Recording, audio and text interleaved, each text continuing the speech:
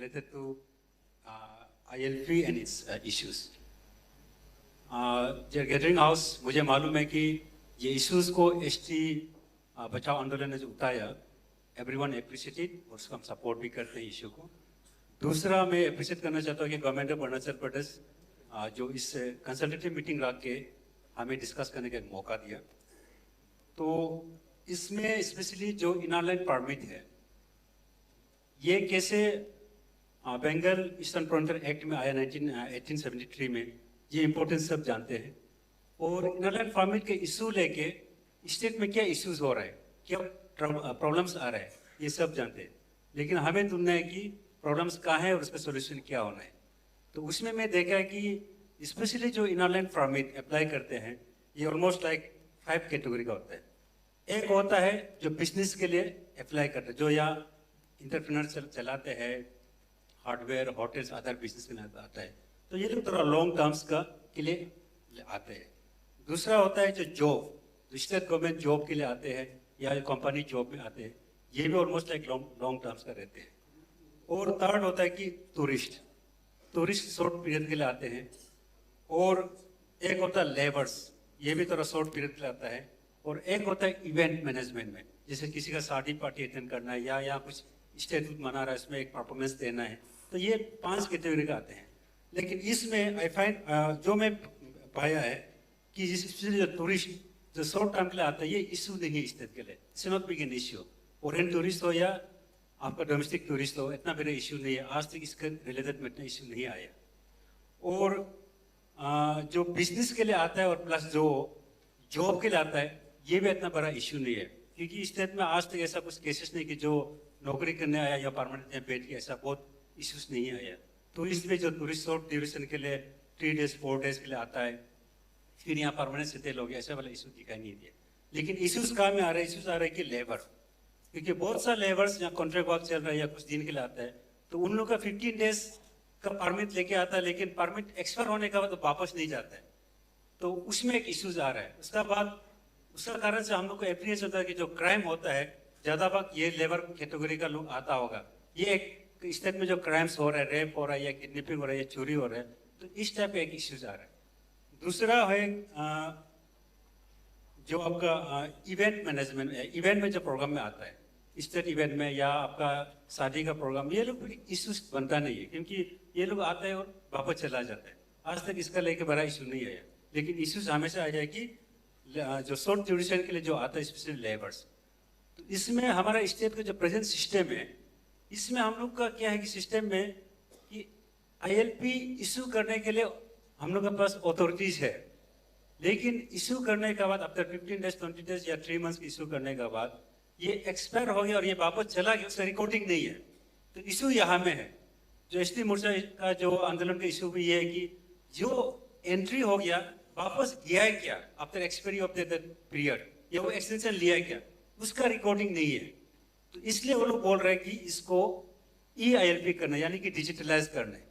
तो डिजिटलाइज करने से एक एडवांटेज ये है कि उसमें QR कोड रहेगा, जिससे आपको किसी भी शख्स को दावत करने से QR कोड से उसका पूरा एड्रेस मिल जाएगा। सेकेंड, उसका वैलिडिटी मालूम हो जाएगा। तो ये हम लोग का जो सिस्टम में अभी तक जो प्रेजेंट सिस्टम में हम लोग इशू करने का अथॉरिटीज CO है या उसका लेवल का ऑफिसर्स लोग है, और चेक गेट में पुलिस लोग चेक करने के लिए है।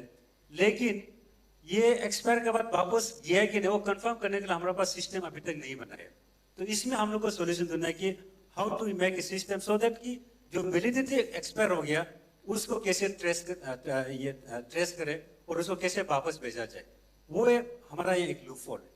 दूसरा, अगर आप डिजिटलाइज कर भी दिया या मैनुअल भी कर भी दिया, लेकिन चेक गेट में जो अथॉरिटीज बैठा है या पुलिस ऑफिसर या कोई बैठा है, वो अगर आप EILP बनाओ, अगर वो कोई आदमी आता है या कोई टूरिस्ट आता है या कोई विजिटर आता है, वो उसके पास EILP नहीं है, प्लस इनरलैंड परमिट भी नहीं है मैनुअल वाला, अगर वो चेकिंग अथॉरिटी चेक नहीं करो तब भी वो घुस जाएगा, तो उसको कौन चेक करेगा? That is big issue. क्योंकि जब चेकिंग गेट में जो बैठने वाला वो करप्ट हो जाएगा, वो उसमें इन्वॉल्व हो जाएगा, तो आप EILP इंट्रोड्यूस करो या मैनुअल इंट्रोड्यूस करो, घुसने वाला तक घुस ही जाएगा, जो आपका इलीगल इमिग्रेंट घुस जाएगा।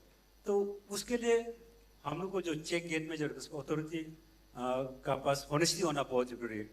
तो वो एक दो इशू है। इसलिए मेरा जहाँ हम देखा है, एक तो स्पेशली जो शॉर्ट ड्यूरेशन जो ILP लेता है, उनका वैलिडिटी खत्म होने का चेक करने का हमारे पास सिस्टम नहीं है।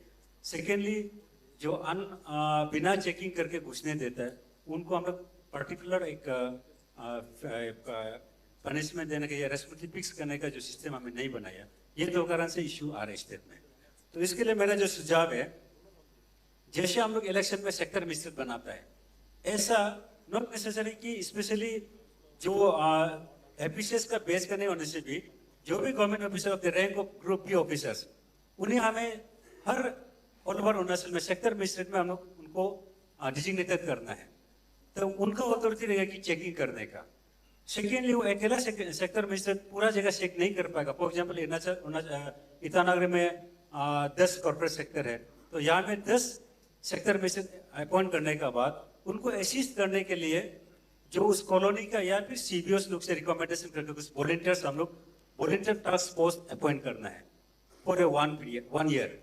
और उनको हम लोग पहले ट्रेन देना पड़ेगा कि how to identify the through ILP या फिर फेक ILP को कैसे आइडेंटिफाई करना है, वैलिडिटी कैसे चेक करना है, और इसमें रॉन्ग पाया जाएगा तो इसको कहाँ कंप्लेंट देना चाहिए, कहाँ किसको रिपोर्टिंग देना चाहिए, वो ट्रेन देगा। तो तब वो एक ट्रेंड वॉलंटियर टास्क फोर्स रहेगा, तो वो सेक्टर मिनिस्टर में मदद कर पाएगा।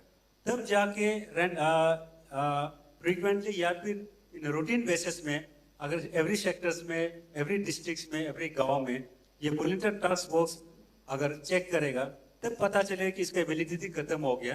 तब जाके वो सेक्टर मिनिस्टर को बताएगा, तो तब एक सर्टेन प्रोसीड्यूर के साथ उसे हम रिपोर्टेड कर सकते हैं, या फिर उसको अगर नेसेसरी पड़ेगा तो एक्सटेंशन भी कर सकते हैं। तब जाकर हमारा ये इश्यूज स्पेशली जो आपका विदाउट ILP या फिर वैलिडिटी करने वाला को हम चेक कर सकते हैं। सेकेंडली, अगर हम डिजिटलाइज करता है तो उसमें ऐसे एक माइक्रोचिप डालना चाहिए जिससे हो सकता है 3 मंथ्स का वो ले लिया, आफ्टर 3 मंथ एक्सपायरिंग के बाद वो सेंट्रल डाटा में आ जाना चाहिए। जैसे हम कंट्रोल रूम बनाता है या वार रूम बनाता है, जैसे जहाँ ALP इशू करता है उस डिस्ट्रिक्ट में एक सेंट्रल डाटा सेंटर होना चाहिए। तो सपोज मैं लेके मैं किसी एक बस्ती में चला गया, वहाँ मैं 3 मंथ बैठ गया, मेरा 4 मंथ हो रहा, लेकिन मेरा वैलिडिटी 3 मंथ था। 3 मंथ हो जाने से वो ऑटोमेटिक सिग्नल वो सेंट्रल डाटा सिस्टम आ जाना चाहिए और उसका लोकेशन पता चलना चाहिए कि वो लोकेटेड। देन वो सेक्टर में से वॉलंटियर टास्क फोर्स एंगेज करेगा, उस आदमी को आइडेंटिफाई करेगा, उसको रिन्यूअल के लिए या फिर उसको स्टेट से बाहर जाने के लिए वो सजेस्ट करेगा, प्रोसीड्यूर में ले जाएगा। तो अगर जब तक ये सिस्टम हम लोग 2 वे में नहीं करेगा, तो आई डोंट थिंक कि हम सोल्यूशन निकाल पाएगा। क्योंकि हम अरुणाचल ऐसा स्टेट है कि एक टूरिस्ट पोटेंशियल एरिया स्टेट है, इसमें हम लोग ILP सिस्टम को ज़्यादा सिस्टम को टाइट कर देगा, तभी तो हमारा इकोनॉमिक ग्रोथ नहीं होगा। We want economic growth also, we want our youth, unemployed youth be engage. तो उस हम सिस्टम को सिंप्लीफाई करना है, लेकिन हमारा मॉनिटरिंग सिस्टम अच्छा होना चाहिए। तो उसके लिए I would like to suggest for appointment of sector magistrate and volunteer task force, train volunteer task force, और जहाँ में डिजिटलाइज करेगा माइक्रोचिप्स होना चाहिए जो वैलिडिटी को सेंट्रल डाटा सिस्टम में इन्फॉर्म कर सके और उनका लोकेशन को लोकेट कर सके। With this session I want to keep my point here. Thank you.